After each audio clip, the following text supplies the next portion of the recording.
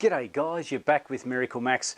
In the workshop today we have a Toyota Kluger 2013 model. That's the 40 series with a 3.5 litre engine in it. It's only the two-wheel drive, but it still has to have the same sort of maintenance being done. Today we're replacing the fuel filter, which means it's in the tank. It's a fuel pump module, so let's get into it.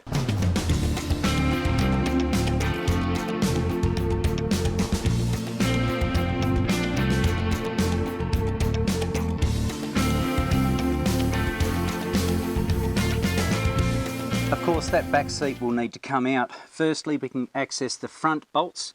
They are located here as well as over there, if my finger stretches far enough. Okay, so those two can come out. I'll get those covers off to show you.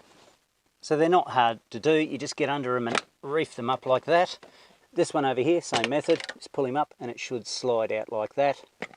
Two 14mm bolts need to be removed either side. Not hard to do, just chuck on your ratchet and go for it.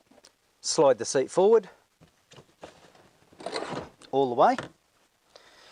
Get these covers off here as well as that one over there.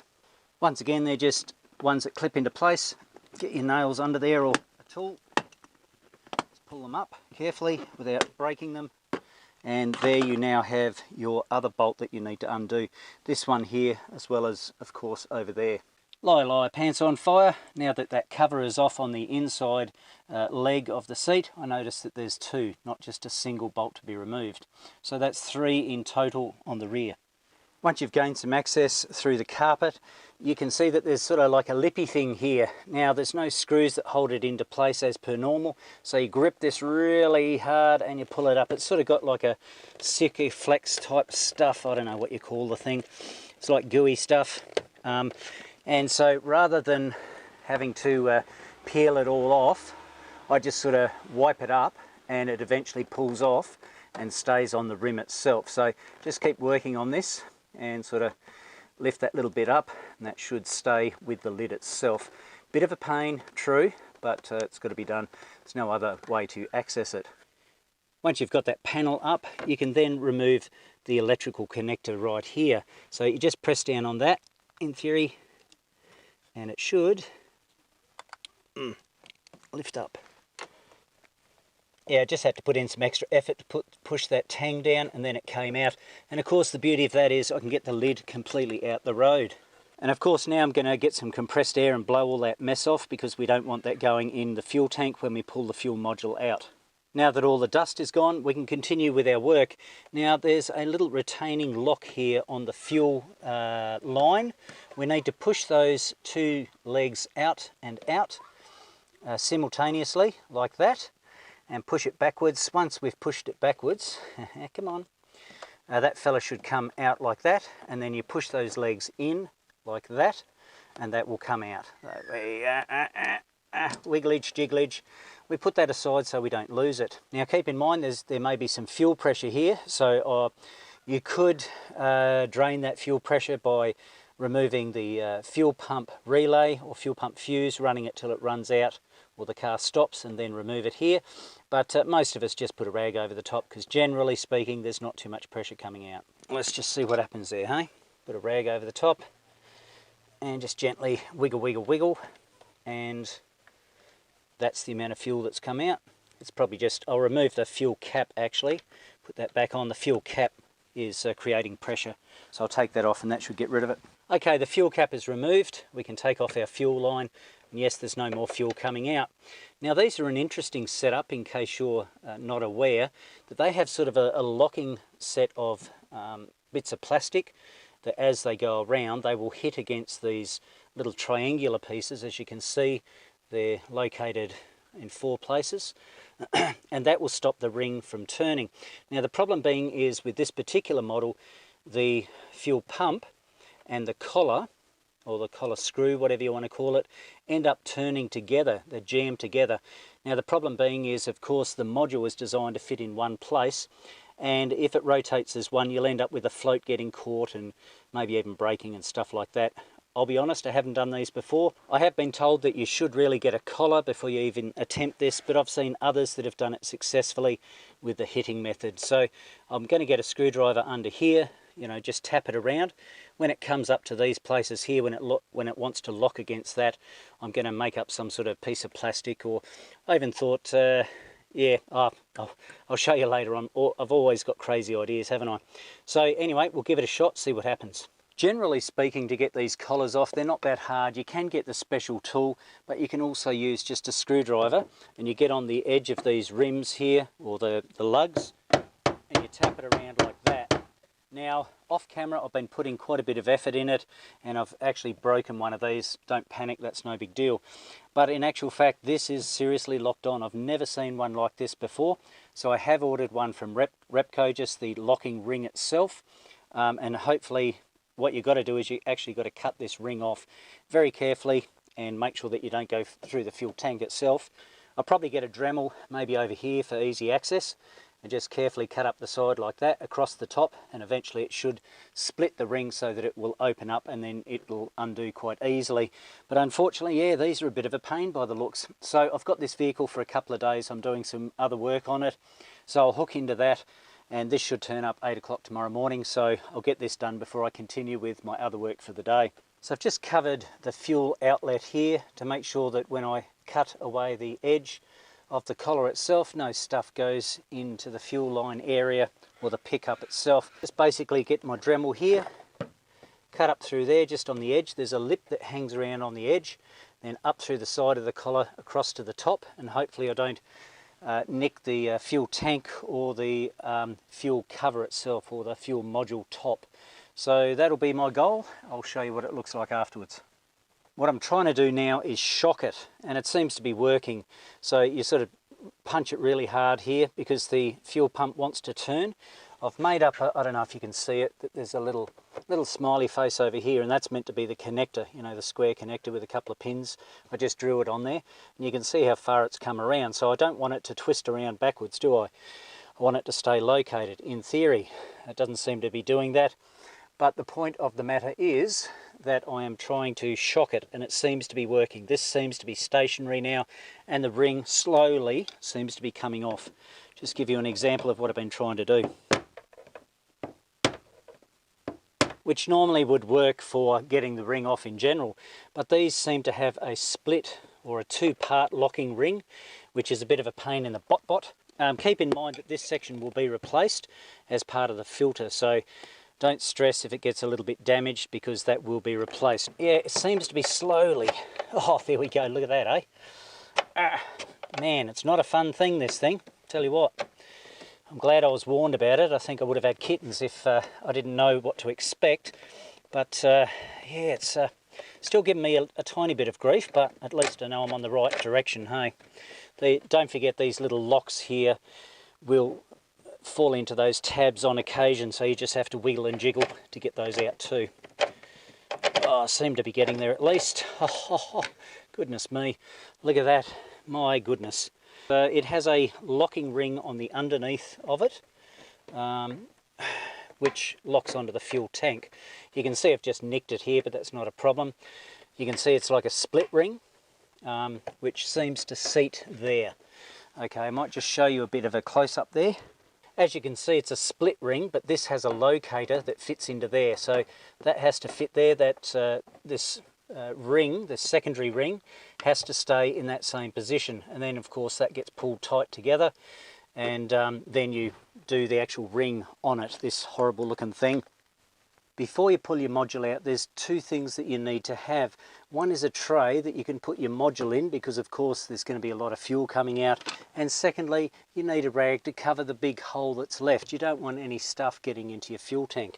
So let's carefully lift that up, being aware that there's going to be probably quite a bit of fuel coming out. And there will be a float somewhere. Here he is over there.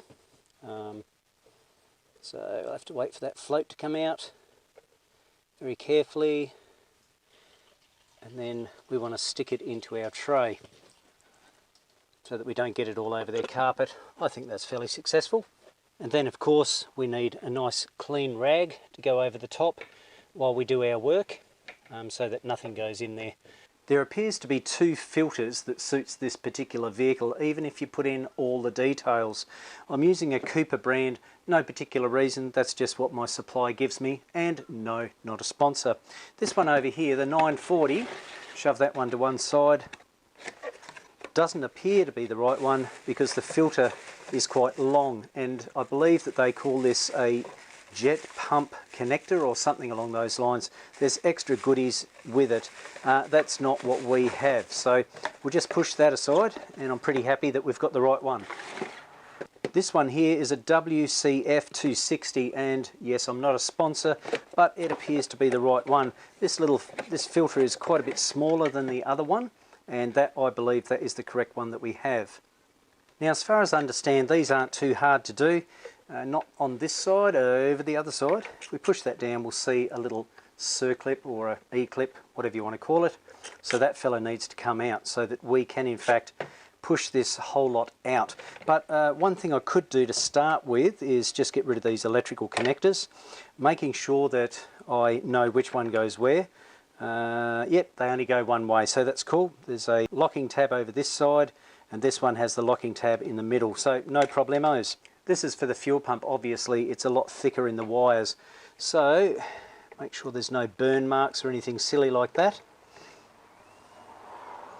Yeah, the terminals look good.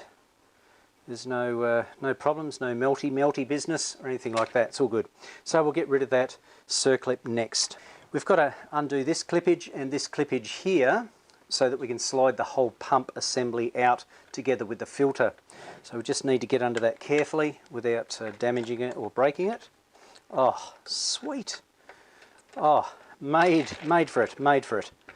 So that should just come off, and that in fact should come off here as well. So if we just get gently like that, that should get out of the road. Just a locking thing for the filter and pump assembly. So the whole lot should, in fact, after a bit of wigglage and jigglage, should come out. We'll just try and pull the whole lot up together like that. Okay. Alright, we've got a pressure regulator down the bottom here, of course, that we need to make sure what we have in the new kit. So in the new kit we don't have anything like that. That's what goes into the pressure regulator here. So we'll need to undo this pressure regulator connector here, as well as our sock down the bottom, and get those two off. Well, guess what? I believe I've got the wrong part number here. It must be the other one with all that assembly that I mentioned before, that what do they call it, jet pump or something along those lines. So yes, I have actually got the wrong one there. I'm glad I've got both of them here in stock. Okay, now that looks a little bit better, doesn't it? That's got the extra pipe attached to it. That's what I needed. So yes, I was wrong on the first one. Always learning, hey. So this is the correct one that goes in place. So look, the method's exactly the same, it's just that part was different. If you have a look at the pressure regulator, you can see that there is a plastic cover or a clip holding it in place. We need to carefully remove that. We have to use that again. So just gently, you've got to love those plastic sounds, hey. Just carefully remove that without stabbing yourself, of course, because you'd be a bit of a clown if you did that. Okay, come on, fella. Almost there. There we go. Alright, so just gently move that off. And of course we'll get our pressure regulator in place there too, and I believe we get a new O-ring for that. So it's not just these two here that you have to undo, but it's connected to the sock as well. You have to undo the sock and the pressure regulator at the same time. That would have been a bit of a disaster. Look, there's one clip there, there's one clip there, and I'd imagine, yes there is, there's a third clip over there. So we need to remove all of those. Of course that's got the pump inside there. That's where the sock actually goes onto. So we get rid of that one. Let's go over this side and try and get rid of that one. Carefully. And then this other one over this side, we'll get that off as well.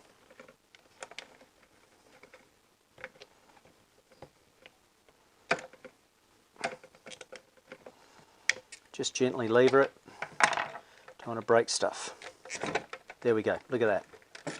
Okay, so this is what we need to retain, because the filter and the sock, of course, goes up the guts of the new one, and of course the pressure regulator needs to go in here first, and there should be an O-ring with that, which I believe there is. I believe that's the O-ring for the pressure regulator. We'll pop this little guy out of the old one, stick it into the new one, and make sure that everything is correct. Carefully just lever that out. That's probably just pushed in by an O-ring, I'd imagine. Should be fairly tight, so you don't want to force it too much. There, look at that. That's the fella I was referring to. Well, it appears they haven't given me the correct O-ring. That must be for something else, but we'll reuse these ones. Obviously they're okay, and as you could see, it was a fair bit to get them out, and they're not split, they're not cracked. I'm not concerned that they have any problem, so I'll pop that into the new housing. So slide that into there, like that. Nice fitting. Now I've got to put my pump up the guts of it. Slide your connector right up the guts of the fuel filter. That should come out the square hole out the other end, like so. As you can see, I've got the pump into place, I've got the pressure regulator into place. All I have to do now is push it into the housing that way, the new filter assembly, to clip all these ones in place. And it wasn't that hard, I just pushed down on that. I've clipped in most of them. Pressure regulator, fuel pump, and fuel pump. Honky dory. The next thing we need to do is remove this little connector here with this hose on that goes on to our pressure regulator. Honestly, I'm not sure what it is. I think it said like a jet, something, I can't quite remember. Anyway, gently pull it off like that, under that holdy down type thing there. Careful not to break it. There we go, just unclip it like that. And it looks like this fella just comes straight up, I'd assume, just like that. So we need to get the new one on there. Okay, so the new one just slides into place like that, just like the old one. Clip that into there, and then we slide this into that. Of course, we know how the fuel pump is located because it's got these two little knobby bits and that connector or that clip that holds it into place. So you just twist it around. There's a couple of locators right on the bottom. Might even show you that. There we go. So have a look down the bottom. You can see sort of a shape where the sock fits. So that sock there will fit into that shape, and you just keep turning it around until it'll fall into place like that. And also these fellas will line up with these clips here. Okay, so you've got your two little knobby bits here, but just keep in mind these don't all go on the external side of the swell pot. It gets sandwiched in between. I got caught with that myself just then. So make sure that this goes on the inside of your swell pot, these clips go on the outside.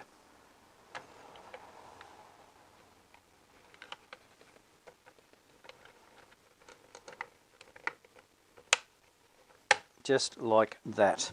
Clippage, those two little knobby bits are done. So we're almost there, guys, almost there. Don't forget, of course, these connectors have to go back into the main housing assembly up here. The one with the spring attached to it, and of course the little circlip on the end, goes in the hollowed out one, as you can see there on that side. So it gets pushed down like that. Then of course your hose goes down further like that too. So I believe the hose needs to go under that little land thing. We'll see how we go. Oh yeah, that went under quite easily. And of course that allows it to move up and down like that, doesn't it? If the hose was on this side, it'd just get jammed as it goes down. Whereas this way there's a little bit of a path so that the hose can compress easily. It's a concertina anyway. So I'm going to put in my little circlip now over here, and of course that'll hold the shape so that I can put all my terminals and connectors back into place. Alright, so that one's in place. That one's in place. So that's all ready to go back in tomorrow once I get that locking collar. Okay, so I've now got my filter assembly or the fuel module put back together. It's all ready to go back in the vehicle. Now, about that issue with the locking collar. I was able to get a Ryco one overnight. Not sure if you're interested in the part number or not. That's it there, MON 632054. Not a sponsor once again. So let's put this puppy in. So they give you a new O-ring in the kit there, as you can see. So I'll pop that out and stick it in place. I've just removed the old one there, cleaned it up. There goes my new O-ring. Now, just want to determine that this just screws straight into place like that. Yeah, it does, that's fine. This internal section of the locking collar has the thread on it. So even though I've got a bit of a dodgy bit here, that shouldn't be an issue. And this locates down in here. As you can see, it's got a little leg hanging out, and that goes into a gully or cutaway in the fuel tank itself, so that's fine. I'm just wondering if I can put some sort of lubricant on the thread. I'm not sure, because that would make turning the thing a lot easier. So this fella goes back into place, and remember I did... Oh, okay, so there's a little cutaway here anyway that goes into that. So that's what that's for, okay? No problemo, that sits there nicely. But also, remember I drew a little section over here. You probably can't see it. It's got a little couple of lines and a dot, which indicates where this fella is meant to be. So that lines up nicely. It's just a matter of getting this fella into place. But I'll have a look and see if I can use any sort of lubricant or not. So it seems that using some form of a silicone should be okay. If it's a petroleum-based silicone, it should be fine on the plastic. Keep in mind that this plastic obviously is near fuel. It would need to be compatible with hydrocarbons, etc. So just a tiny bit of lubricant on the thread just to make it a fraction easier, particularly in this area here, in this gully where this locking thing down here slides around, so that can be a bit of a pain. So we'll just make sure that that goes into place okay.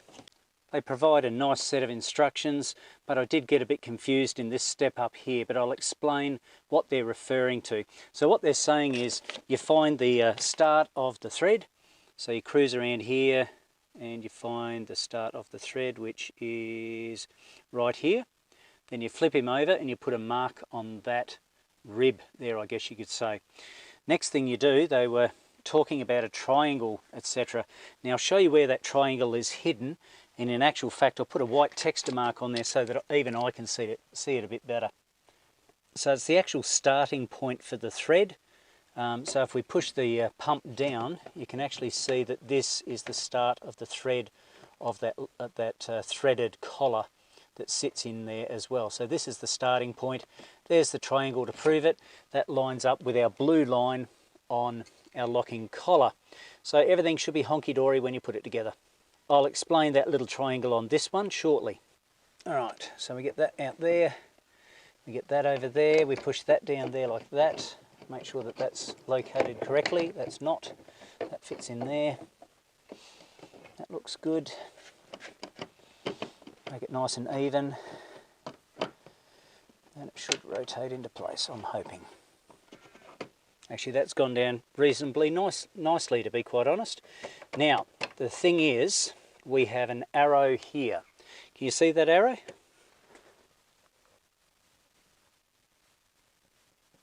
You should be able to see that now. A little arrow. Yes, I can see it through the camera as well.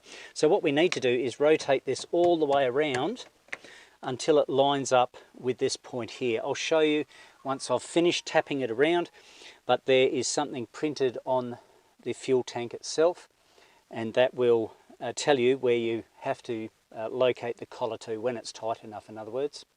So the collar's now in place. I just tapped it around with a screwdriver up against these little tabs, I guess you could say, with a hammer. And what I'm referring to is, see this little arrow that's on the collar? That lines up with, can you see where it says minimum and maximum? And there's also a little arrow right there, which I assume is the center point, which is what I have lined it up to. So that is spot on. It's just something to keep in mind though, if you don't start it correctly on the thread as they have identified, the starting point here that goes up around here, that little white arrow down there, then it won't end up over at this point, and you may actually over tighten the thing. All I'm going to do now is connect my fuel line as well as my electrics, and then just test it and make sure that I have no leaks and that it operates correctly. Of course, this being a relatively low pressure system, we don't have to worry about priming too much. It should be okay. It's not gasoline direct injection. So let's just crank the key a couple of times and listen to the fuel pump. Make sure it primes up okay, then we'll check for leaks shortly. Of course, don't forget to put your fuel cap back on too.